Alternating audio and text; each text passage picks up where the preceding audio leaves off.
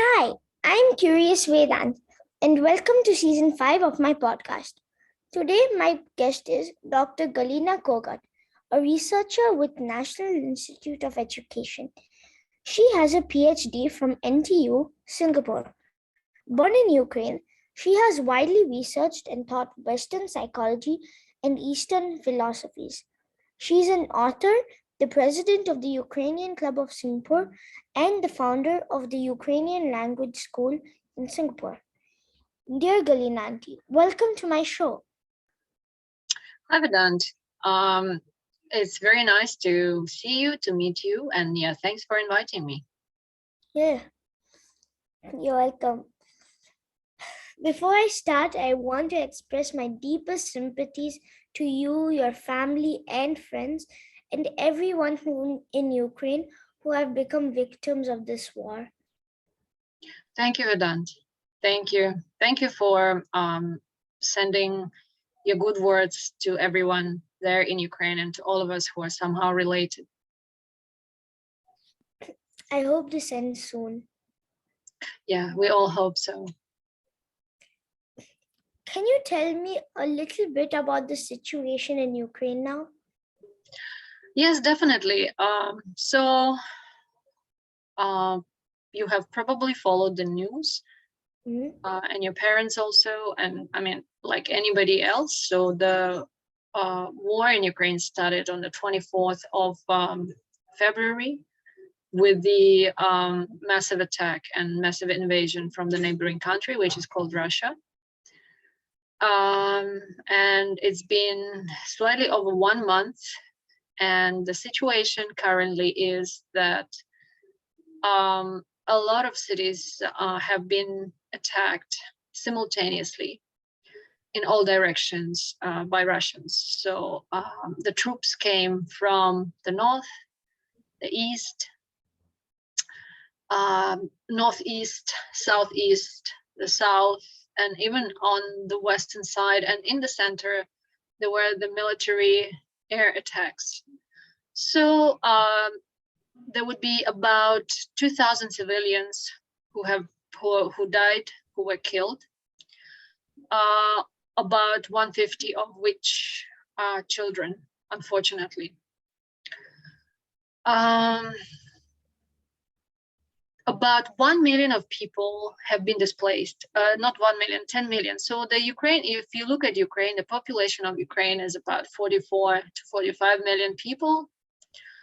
So out of these people, about 3.5 million fled Ukraine completely. So they had to leave the country because their homes, their cities, everything was totally destroyed.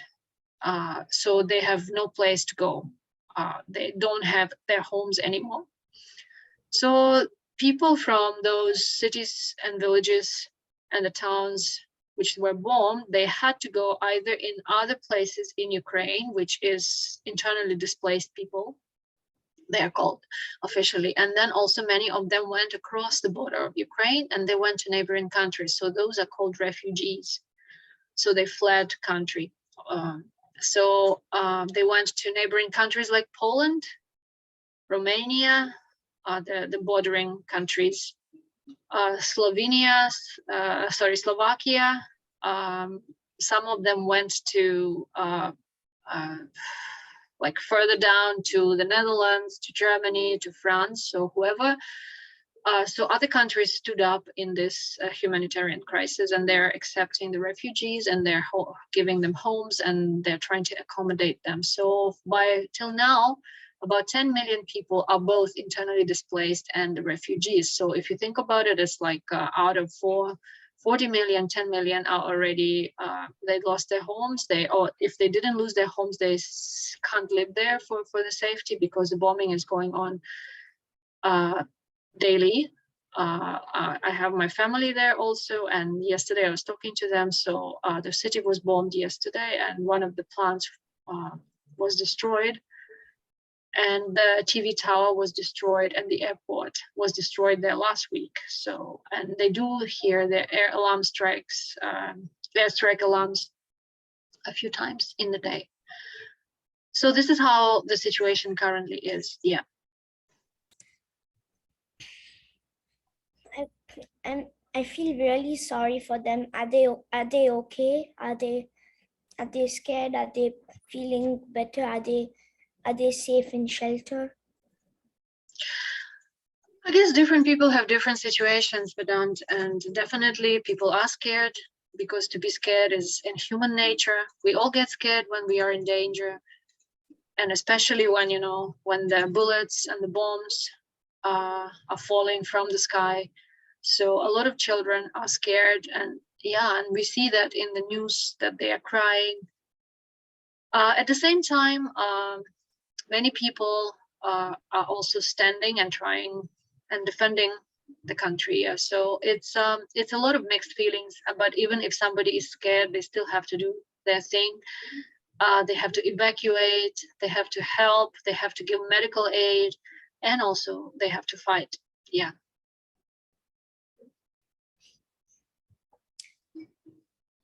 What is the history of this conflict, and why does it keep happening?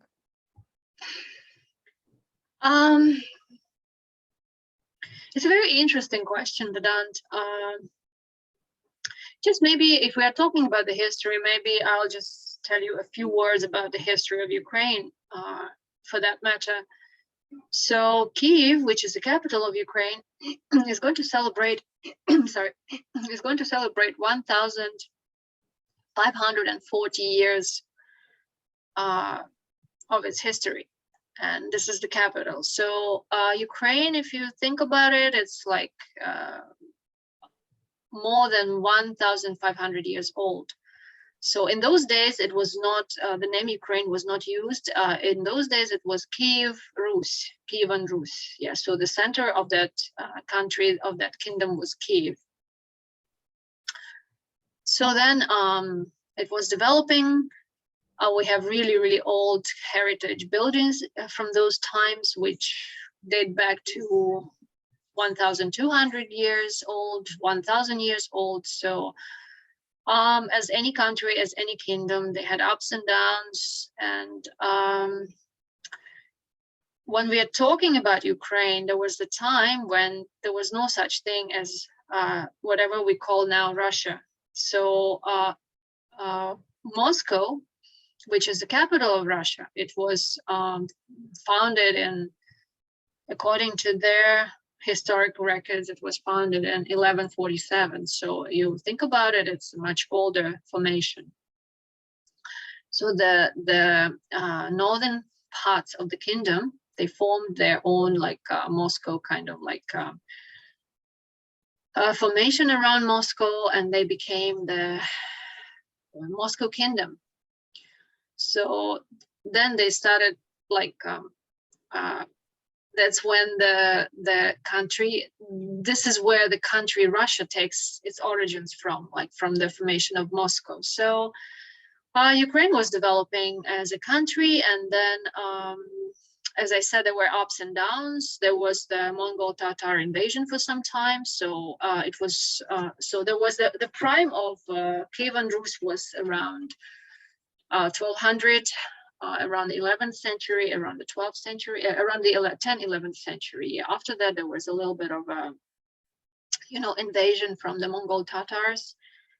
And after that, when the Mongol Tatars were chased out, then the countries, the territories where Kievan Rus was, they started forming the sort of like a warrior kind of like formations because they are placed on the on the crossroads of different directions from the east to the west, and there is a lot of different tribes, so they started forming the military formations, which were called Cossacks, which are basically warriors to protect the lands. So the modern Ukraine started sort of like from there, like it has the heritage of the Kievan Rus plus the military formations which were formed there. And then around that time, that's when they started calling the country Ukraine. So it's sort of like the same country, but with a little bit different structure and organization with the warriors formations. And also the Cossacks come from then, and this is when Ukraine started like getting another sort of like another stage in the development of the Kievan Rus, and it sort of like went into Ukraine as it is, as we have now. So Russia, ever since I think the beginning of the 14th, 15th century, there were fights, and then Cossacks were withstanding the fights from the Russians and from the southern tribes like Tatars, and from everywhere in all directions. So when the Russian kingdom got formed, like I think around 16th, 17th century, they took the name, they started calling themselves Rossiya, like a country of, so there is a lot of complicated kind of like history, you know, and there was conflicts there were the attacks from the Russian side and the Moscow side. It was not called Russia then, the Moscow kingdom. There were a lot of attacks on Ukrainians, on the Ukrainian lands. And in 15th century, 16th century, in every century, especially I think especially hot in conflicts was the 15th, 16th century and 17th century. So there were battles between the Cossacks, between the lands organized around Kiev and also Moscow lands. So it's a conflict which takes, you know, which goes back many centuries within the history. So it's not as recent as only now. And when the Russian Empire became really powerful, the Moscow Empire, then they started calling themselves Russians. When they became really powerful, then they suppressed Ukraine. They have ruined the, you know, the Cossacks battalions, the Cossacks formations of the warriors, and then they started sort of like banning Ukrainian language, banning any kind of like mention about Ukrainian history. They started calling them the small Russia. And of course, it was done without Ukraine's will. It was sort of like colonization. Then we also have the USSR time. I don't know if you've heard such country, USSR, which is a union. You tell me. The Soviet Union. Yeah, the Soviet Union. So Ukraine was made part of that Soviet Union, which was against the will of the people, against the will of the country. So it was the occupation again. And Ukraine was part of the USSR. So when people talk about the USSR, very often they mean Russia, but it was not only Russia, it was 15 different countries. So the suppression was going on there also. And then after the collapse of the USSR, in which year, do you remember from the history? I don't know if you learned that. I think it is 1950 something. No, it was much later. So it was 1991, the USSR fell apart into 15 different countries and independent countries. And Ukraine gained its long-awaited independence, which Ukraine was striving for many centuries before that. And then for the past 30 years, last year we marked the 30th anniversary of like total independence, the Ukraine being independent as a separate country.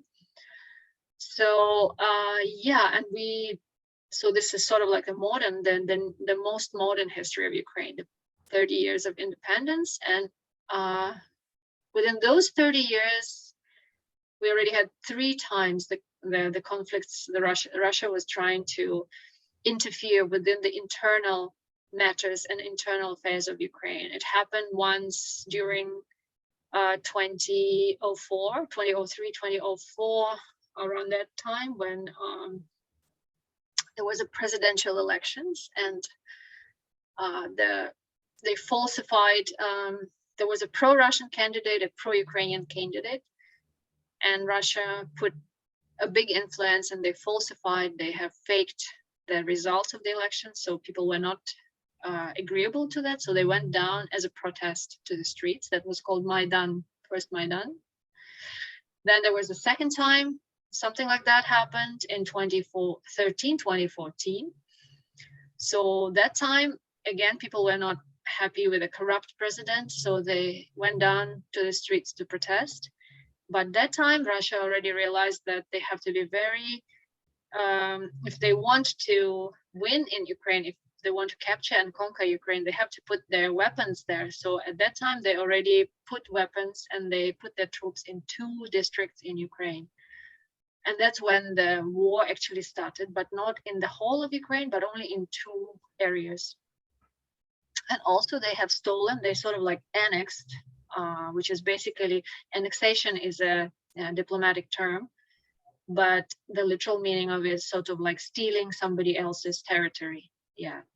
So the neighboring countries can do that to each other, and it's not a very nice thing to do, because this is against their, international law of politics, international policy laws. So yeah, so this war started actually 8 years ago, but it was not massive. So now that Russia saw that they can't, influence Ukraine in any other way, they can't capture it.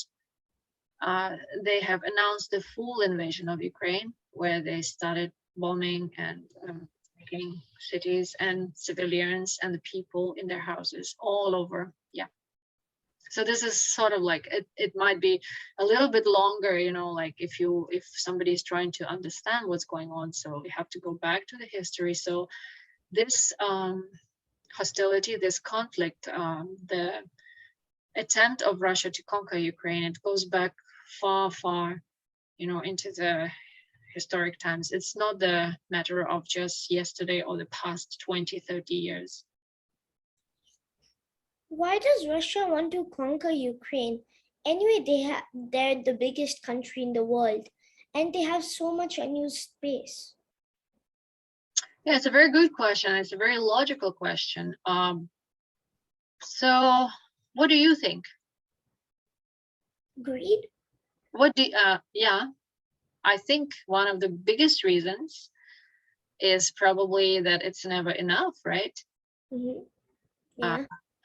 Yeah, so, and also somebody wants to show their power, right? If I think that's, if there is one big boy in school who is a bully, and he just wants to show everyone that he's superior, and he wants to bully other children, and everybody's afraid to say something to him or to her, so that's what is happening. So well, yeah, so I would compare them with a big bully who are greedy. When they see something, they want to snatch that from the other child, right? When they see that they are superior, that they have power, they want to humiliate the other children. And so what's the way out of it? I don't know. Maybe stay away? Do what? Stay away from the bully? Okay, but if the bully is, trying to approach and trying to bully, Stand up? Attack, kind of? probably yes. But if we do it like, if somebody does that individually on their own, are they gonna do anything to the bully? If somebody is, weaker and less, No. I guess the good way will probably to unite the effort. Yeah. What do you think? Yeah. Yeah. So if all of you come out and say, look, we're not happy with you. Yeah, you can beat one of us, but you can't beat all of us. Yeah. So you just combine the effort. So I guess this is what people see now happening. And now the country is stood in and trying to help, I guess. So hopefully, yeah, the justice is going to come back. How do you think this entire situation will end? No, Dan, it's a good question, but it's also a very difficult question. And what do you think? I always like to hear the opinion of, of the younger generation, the younger generation. Russia will eventually keep attacking that they run out of ammunition and lose. Okay. Well, I mean, that's one way to go, and hopefully, yeah, it's going to happen sooner than later. Yeah, but you see, the thing is that,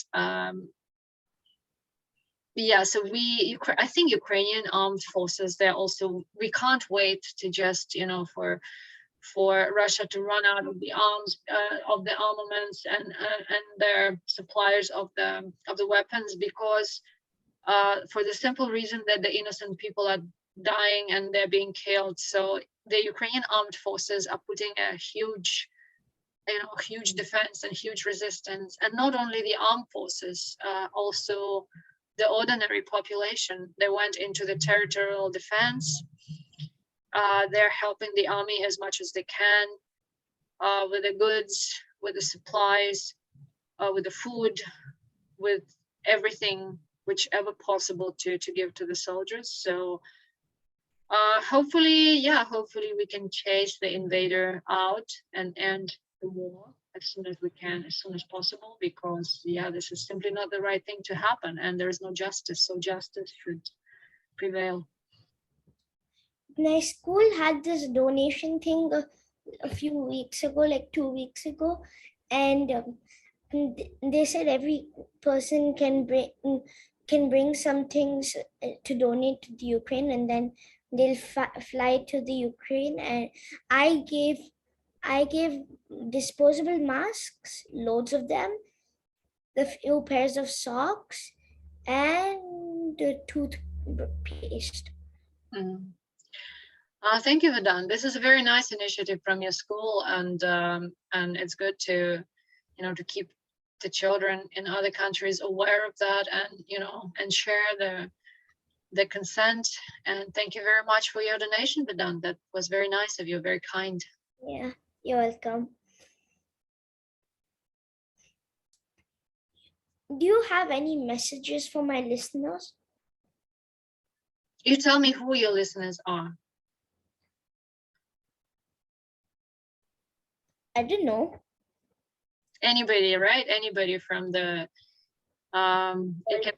is it like adults or children, or anybody who can find your podcast? Yeah, anybody can just find it.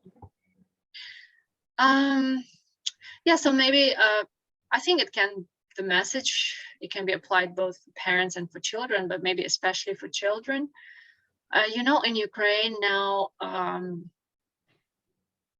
the normal daily life, which people usually have normally, like, getting early in the morning, taking your shower, having your breakfast, going to school, and all other things, all these things are disrupted in most of the cities. The children don't have such luxury as a peaceful life anymore. They can't take things like which we normally have, and also there is no school. School is interrupted. So I guess we should always remember that we can't take peace for granted, and we can't take education for granted.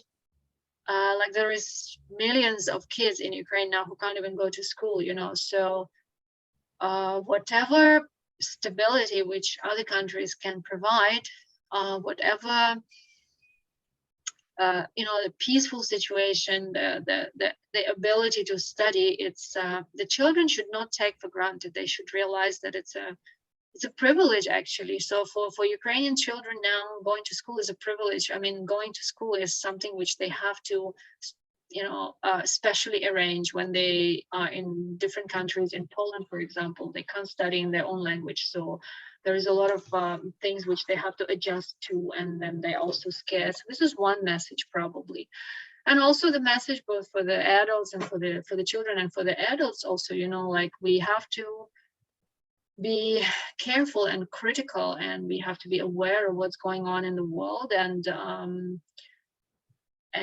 exercise and stand for the values, probably, because teaching our children how to look at the things which happen in the world, any kind of conflict, any kind of military invasion, or we always have to understand where is the right side, where is the justice. So if we look at Ukraine and Russia, so who was the one who attacked?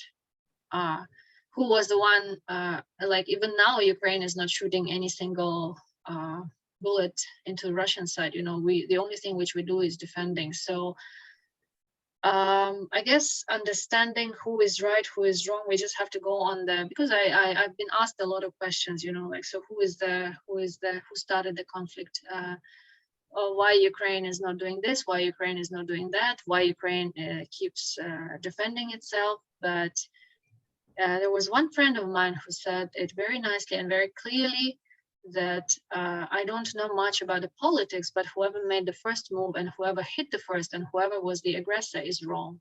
So I guess this is a message which we have to clearly understand and, stand for the values and stand for the right.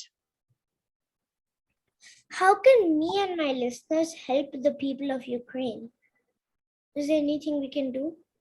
I guess you're already helping in a way that you're sort of like you're asking very good questions. You are trying to understand and explain to other people about the situation, which is very important. I mean, you've already done your donation, whatever you could in school for the initiative for to help Ukrainian kids. Another thing, what you can do, I mean, maybe I don't know how your teachers in school are looking at that, but I guess the words of encouragement to Ukrainian children might be good. Like some good messages, something which will make them, happy, something which will keep up their spirits. Yeah, so that might be a good thing to do also. Yeah, and then you can make a collage or something, for example, from the children of Singapore, or like that we support you, things like that. Yeah, so that might be one good way to go. Yeah, A lot of us don't know much about Ukraine. Can you tell me 5 amazing things about the country that most people wouldn't know? yeah, I could, Vedant. Let me just try. I have some photos for you. Let me just pull them out and I'll show you. And I'll tell you also a little bit about Ukraine. So let me just share my screen.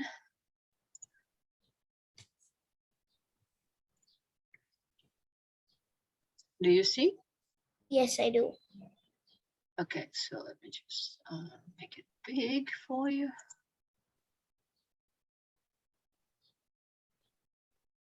So this is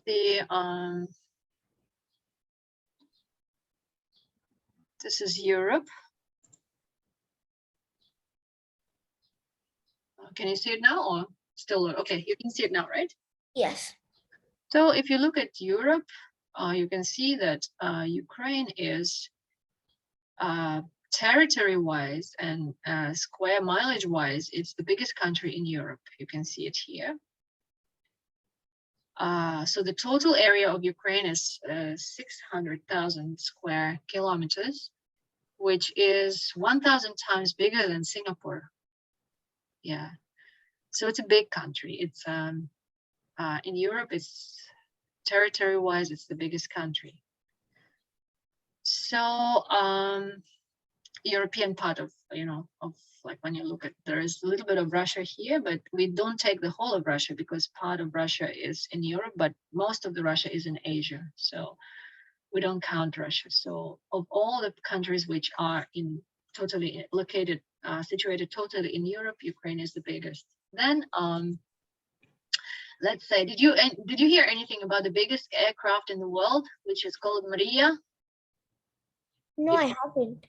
If you haven't heard anything about it, so I'm going to tell you, the Mriya aircraft was unfortunately the biggest cargo airplane in the world, and Mriya means dream, so it was called Dream Airplane. It was 84 meters long with a wingspan of 88 meters.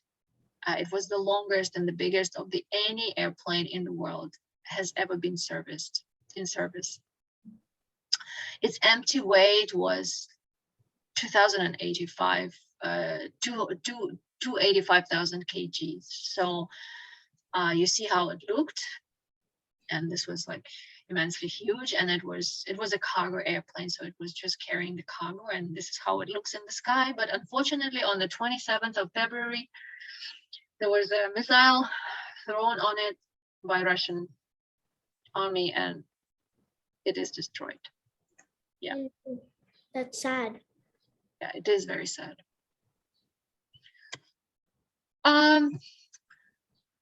Another fact which might be interesting for you is that Ukraine's adult literacy rate is 99.97% according to UNESCO. Do you know what is UNESCO? United Nations something. That's right. Yeah, United Nations has a lot of different programs, a lot of different branches and directions where they put up their effort. So UNESCO is the United Nations educational, scientific, and cultural organization. So according to UNESCO, the literacy rate in Ukraine, it's quite high.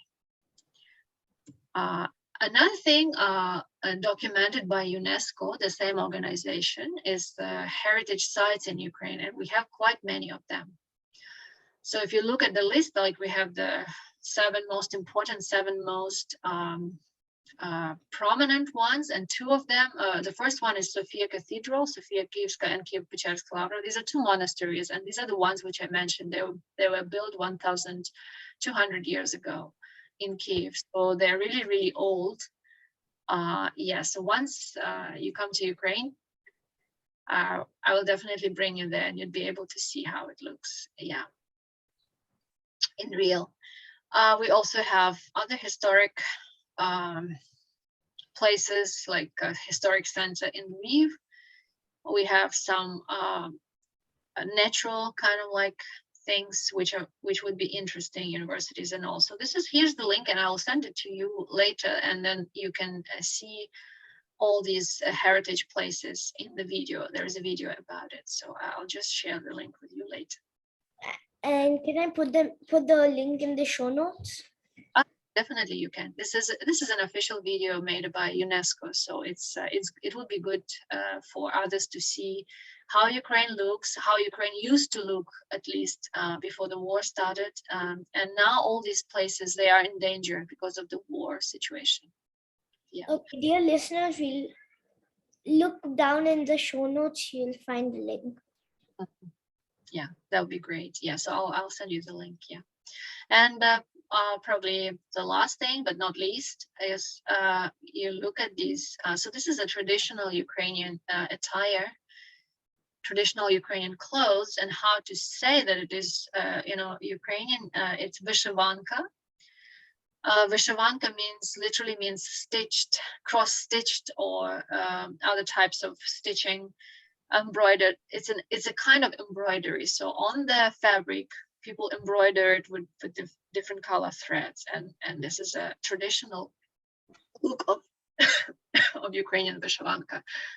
So this is how you can say the traditional Ukrainian clothing. Yeah. So these are the things which might be interesting to know. Yeah. That is really interesting. Yeah. Now let me just stop sharing. Yes, Vedant. So that the 5 interesting things about Ukraine. Yeah, those are really interesting facts. Yeah. I really want to go to Ukraine. We should, after the war. Yeah. There will be a lot of, I guess, things which need to be rebuilt. Yeah. I really hope this conflict comes to an end soon. And thank you so much for coming on my show during this time. Thank you. Thank you, Vedant. Thank you for inviting me. And I really appreciate your concern, your interest, and everything, all your support and everything which you're doing for Ukrainian people. Thank you so much. Yeah, you're welcome. Bye. Bye-bye. Dear listeners, follow my Facebook page, Curious Vedant, to get updates on my upcoming episodes. To listen at leisure on your phone and get notified about future episodes, subscribe by searching for Curious Vedant